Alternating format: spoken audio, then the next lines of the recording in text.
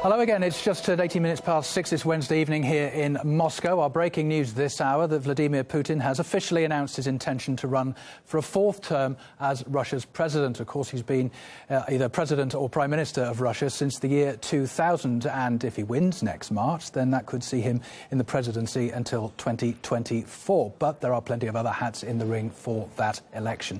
We can discuss it now with Marcus Papadopoulos, who's publisher and editor of Politics First magazine. Hi there again, Marcus.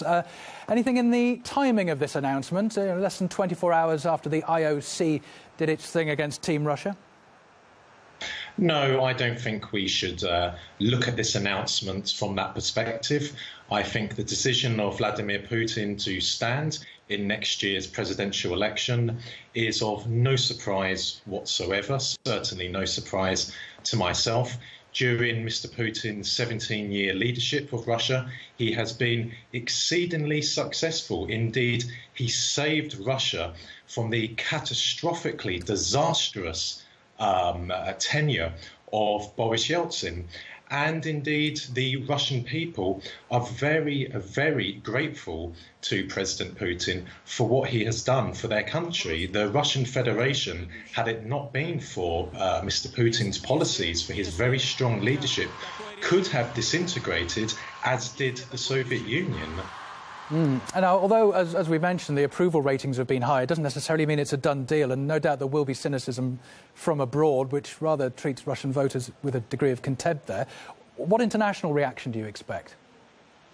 Well, quite frankly, this is an internal matter for the Russian Federation. The Russian Federation is an independent, sovereign country, and if the Russian people next year, during the presidential election, choose to re-elect President Putin as their leader, then they have every right to do that. And it has nothing to do with America or Britain or any other country in the West, or indeed any other country in the world. The people in America and Britain need to understand that Russia requires a very strong leader, and the Russian people historically support the need for a very strong leader to run their country.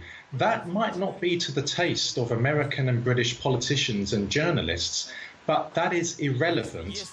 All that matters is that Russia is kept together under a very strong leadership, and President Putin provides that strong leadership. And one other point, Russia is not the West, and there is no reason why Russia should be like the West.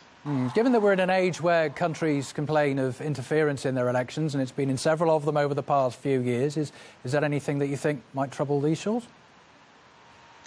Well, I think that it's ironic how the Americans are complaining to the rest of the world that Russia allegedly interfered in their presidential election last year.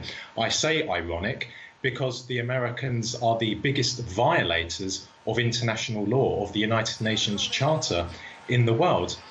Is there an opportunity, is there the potential for the Americans to try and interfere in the Russian presidential election next year? Yes, I believe there's the potential for that. Will the Americans be successful? No, they won't, because the Russian people are overwhelmingly unified in their support for President Putin. It doesn't mean that there aren't serious challenges within Russia. For example, the need to diversify the Russian economy. Yes, there is. But the Russians want to be ruled by a strong leader and someone who will ensure that the West's influence that the West had in Russia during the years of Gorbachev and Yeltsin will never return. And that is another reason why President Putin is so very popular amongst ordinary Russians.